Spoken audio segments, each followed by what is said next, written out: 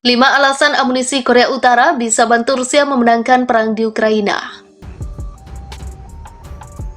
Jika Korea Utara memberikan peluru artileri dan senjata lainnya kepada Rusia untuk perang di Ukraina, hal ini dapat membantu pasukan Kremlin menambah persediaan amunisi mereka yang semakin menipis. Jika hal itu akan kemungkinan besar tidak akan mengubah arah konflik.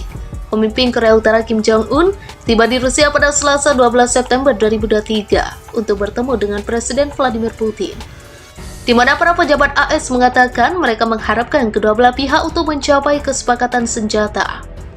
Berikut adalah 5 alasan kenapa pasokan amunisi Korea Utara akan membantu Rusia memenangkan perang melawan Ukraina. 1. Korea Utara memiliki cadangan artileri dan roket dalam jumlah besar. Korea Utara diyakini memiliki persediaan peluru artileri dan roket dalam jumlah besar yang kompatibel dengan senjata era Soviet, serta sejarah memproduksi amunisi semacam itu. Besarnya simpanan tersebut dan penurunannya dari waktu ke waktu masih kurang jelas. Begitu pula dengan skala produksi yang sedang berlangsung. Namun simpanan ini dapat membantu mengisi kembali persediaan yang sangat terkuras di Ukraina, kata Joseph Dempsey, peneliti pertahanan di Institut Internasional untuk Kajian Strategis. Meskipun akses terhadap saham-saham tersebut mungkin akan memperpanjang konflik, namun hal tersebut sepertinya tidak akan mengubah hasilnya, tambah Dempsey. 2. Rusia membutuhkan pasokan amunisi. Baik Ukraina maupun Rusia telah menggunakan peluru dalam jumlah besar dan meminta sekutu dan mitra di seluruh dunia untuk mengisi kembali persediaan amunisi mereka. Rusia menembakkan 10-11 juta peluru tahun lalu di Ukraina. Perkiraan seorang pejabat barat pada hari Jumat, amunisi yang diberikan AS kepada Ukraina antara lain adalah peluru dengan kemampuan canggih, seperti Excalibur, yang menggunakan panduan GPS dan sirip kemudi untuk mencapai sasaran sekecil 3 meter dari jarak hingga 40 km. 3. Amunisi Korea Utara tidak berteknologi tinggi.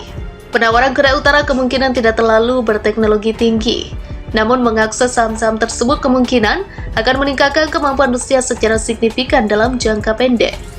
Sementara jalur produksi Korea Utara akan membantu dalam jangka panjang, kata Simon Weisman, peneliti Stockholm International Peace Research Institute, dilansir Reuters. Hampir tidak ada amunisi yang canggih. Ini akan mendukung penggunaan artileri tradisional, namun tidak memberi Rusia amunisi presisi apapun, katanya. Untuk memiliki persediaan minimal untuk semua artileri kaliber 100 mm sampai 152 mm, berarti Korea Utara akan memiliki setidaknya jutaan cadangan peluru, kata Weisman. Dan untuk mengisi kembali amunisi yang ditembakkan dalam latihan atau demonstrasi, akan memerlukan kapasitas produksi yang serius. Gedung Putih mengatakan Rusia ingin membeli jutaan peluru artileri dan roket dari Korea Utara. 4. Kuantitas lebih penting dibandingkan kualitas. Tembakan artileri massal telah memainkan peran penting sejak invasi Rusia ke Ukraina, yang disebut sebagai operasi militer khusus. Beberapa analis menyebut artileri sebagai raja pertempuran meskipun fokusnya adalah para senjata yang lebih canggih dan berteknologi tinggi. Jika digunakan dengan benar, artileri dapat menghancurkan kemauan dan kohesi musuh, memberikan peluang besar untuk merebut wilayah dan inisiatif, kata Patrick Hayton, peneliti Royal United Service Institute dalam sebuah laporan baru-baru ini. Namun hal ini lebih rumit dari sekedar menembakkan peluru ke arah musuh, dan serangan artileri Rusia berulang kali gagal mengusir pasukan Ukraina yang sedang mengakar, papar Hayton. 5. Kualitas amunisi korut patut dipertanyakan. Hayton mengatakan kepada Reuters bahwa pertanyaan mengenai kualitas peluru artileri Korea Utara dapat berdampak jika kekurangannya berada di luar toleransi yang diterima. Amunisi yang dibuat dengan buruk akan memiliki kinerja yang tidak konsisten. Perilaku dalam penerbangan mungkin terpengaruh sehingga mengurangi akurasi. Kualitas sekring yang buruk dapat menyebabkan fungsi prematur. Umur simpan dapat berkurang jika isinya dibuat dengan buruk, katanya. Ini semua perlu dibuat dengan spesifikasi tinggi, jika tidak mereka mungkin tidak mendarat di tempat yang diharapkan dan dapat menimbulkan konsekuensi bencana. Kinerja artileri dan awal Korea Utara patut dicurigai sejak tentara Korea Utara menembakkan sekitar 170 peluru ke Pulau Yeonpyeong di Korea Selatan pada tahun 2010, yang menewaskan 4 orang.